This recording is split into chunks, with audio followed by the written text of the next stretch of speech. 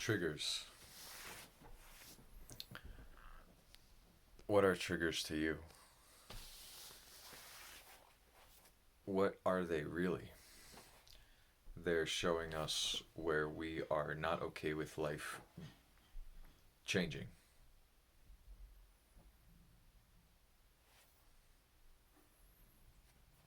They're keeping us stuck in the matrix.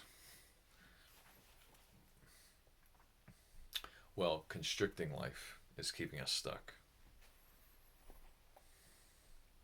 Triggers are the opportunity to show us where we're sticking ourselves in the matrix.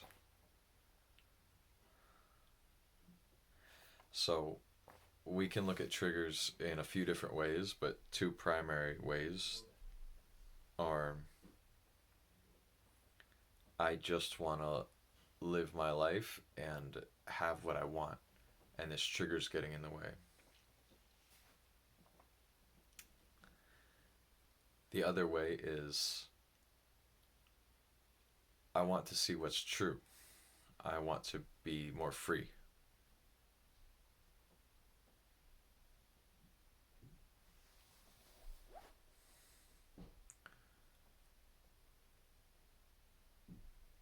So, in the first way,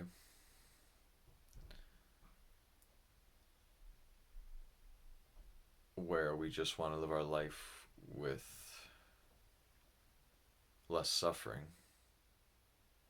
um, we're kind of at an impasse because the way we're living our life, or rather the way we want to live our life, is incompatible with less suffering. We're creating our suffering. And so we can't have our cake and eat it too there. We can't have it both ways when I want to live my life the way I want to and I want to not suffer. It's like, well, this is causing the suffering, so you can't have both of these. They're going in opposite directions. So we can manipulate reality a bit, though, and other people, and not experience our potential levels of well being. And we can kind of make it work. And this is what uh, the vast majority of us do the vast majority of the time. For example, in relationship, we compromise with our partner to minimize the suffering, minimize the triggers.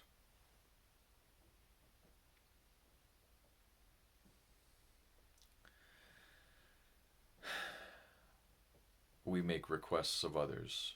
Hey, I feel triggered when you do this. Would you mind doing this a bit differently? Stuff like that. Because we're seeing that the external is triggering us, and so we're trying to manipulate and change the external. When really we're creating the trigger inside. And when we do that, we're limiting others and we're treating ourselves as less than we actually are.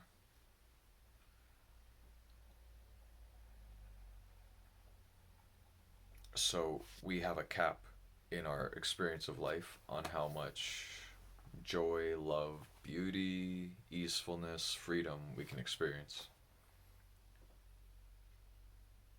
It's a deep distrust uh, in reality, in myself, which is reality. Myself is reality. A deep belief that abundance is not real, that love's not real, that joy's not real. I have to manipulate to get these things out of life. When the truth is, I am life, and I am the source of all those qualities.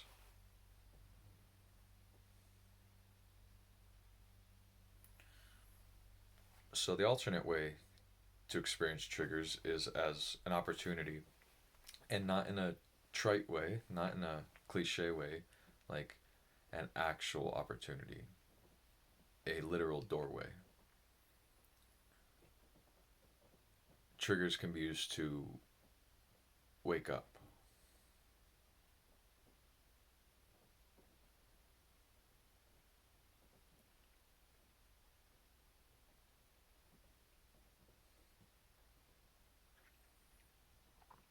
from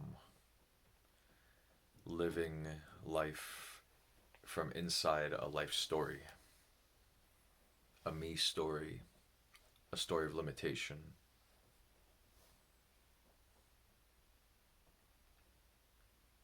Essentially, what I've been peeking into is a way of life where I'm not inside this physical body living in a real universe. I'm I'm actually experiencing all of life, including this body, including the mind.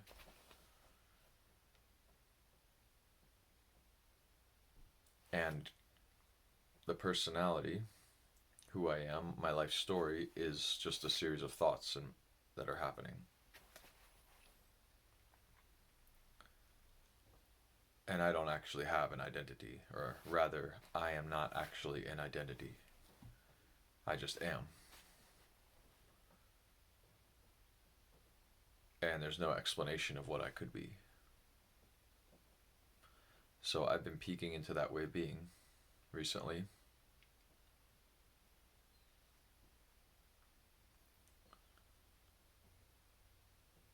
And in that perspective, it's like triggers are seen more impersonally. And they're like energies. So there's just an open energy in this way of being. And when a trigger happens, it's like it's a clenching, it's a sickness, it's a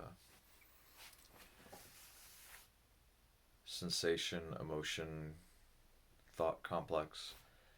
And what it's asking me to do, or rather, what the problem is that I don't have consciousness in that area. I'm not okay with that being that way. And so, for example, if I'm scared, being scared is an experience that comes up often for me. There's a there can be a tightening. That's the automatic response, is a tightening.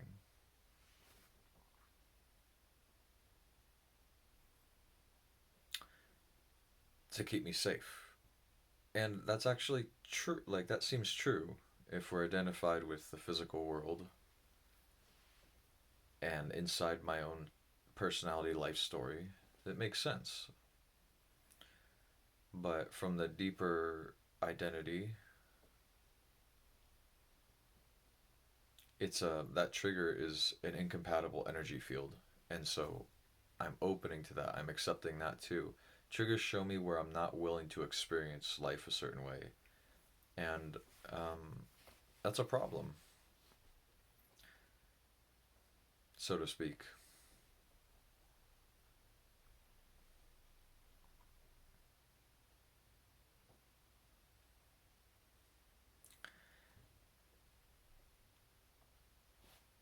For evolution, for freedom,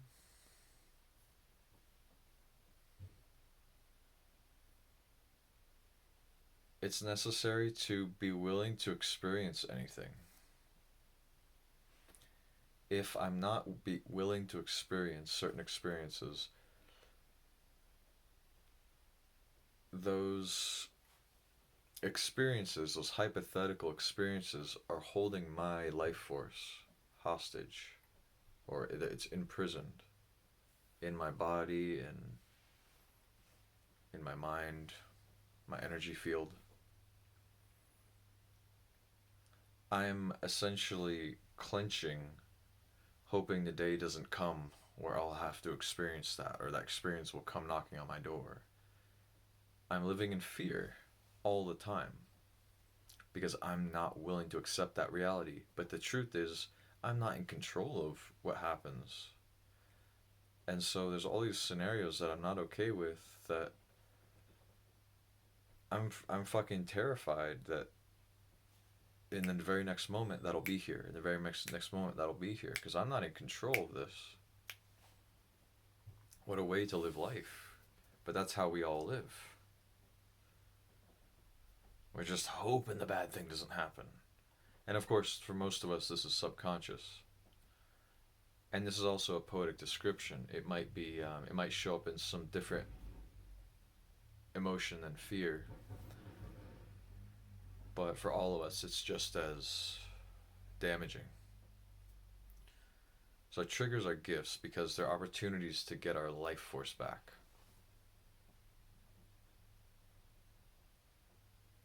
And often the bad thing we think is going to happen from the trigger does not happen. Very, very, very, very often. It's okay. It's just life offering us an energy packet, and there needs to be a sort of tension to resolve, and so it comes in the form of a trigger. Our mind takes it and imagines that that applies to some real scenario that's about to happen, but it usually doesn't. Usually when we courageously experience the trigger, the bad thing doesn't go down, or it goes down in some way that has 10% of the charge of what it seemed like. And the closer we are to really touching and resolving the trigger, the more intense the fear or the shame or the anger, the guilt is going to be, until it resolves and we're on the other side like, oh, oh, okay, it's a transmutation.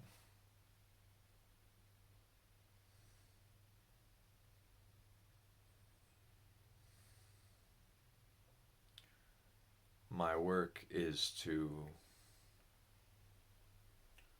delightfully taste every trigger that comes up. Like eating it, digesting it.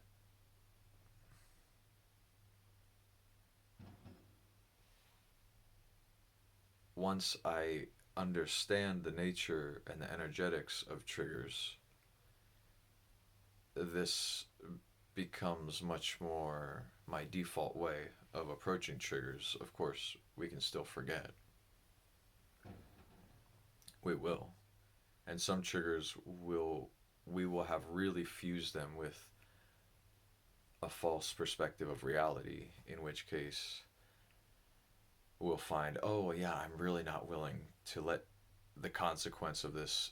Okay, so say a trigger comes up that I'm afraid of something happening, and I'm really not okay with that thing happening. That'll come up, and I recognize, oh, I'm not seeing this as an opportunity. I'm not seeing this as some invitation from life to offer me my energy back.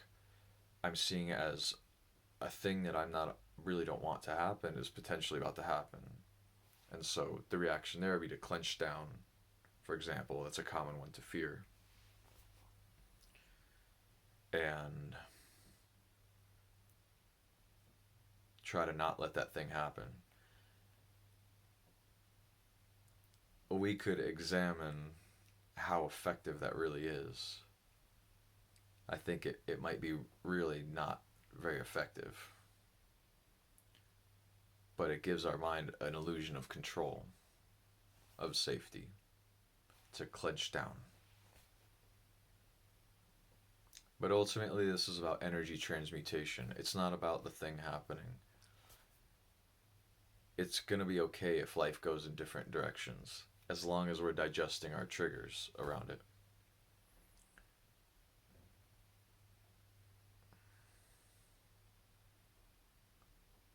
Our idea of how life should go is severely limited and will almost always lead to a less joyful, less rich life than the life that life itself can offer us.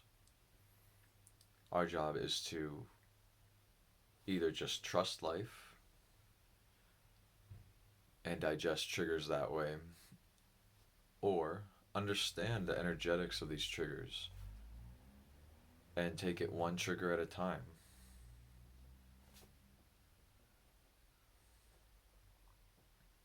And in that, we start to experience a lot of pleasure from digesting triggers. Life begins to flow. Our moment to moment experiences flow. We unlock our life force. we become less afraid or distant from life. Because if life can't hurt us, then I can fully love and engage with life, with myself, with people, with passions. New passions start to wake up inside me, new dreams,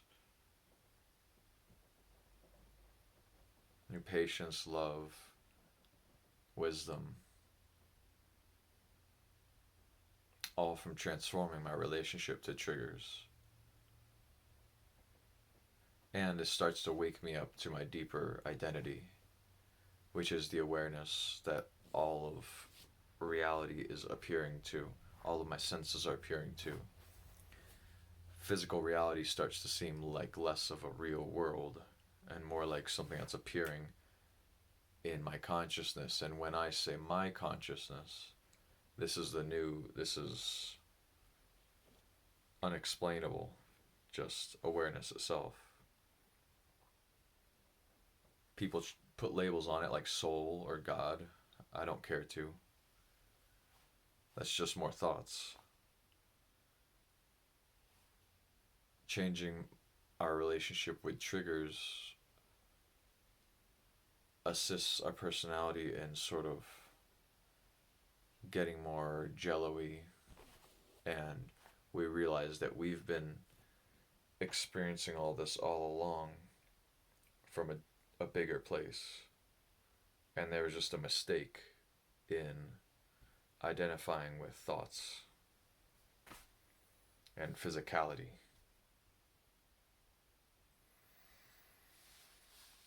So, let me know what you think in the comments about triggers,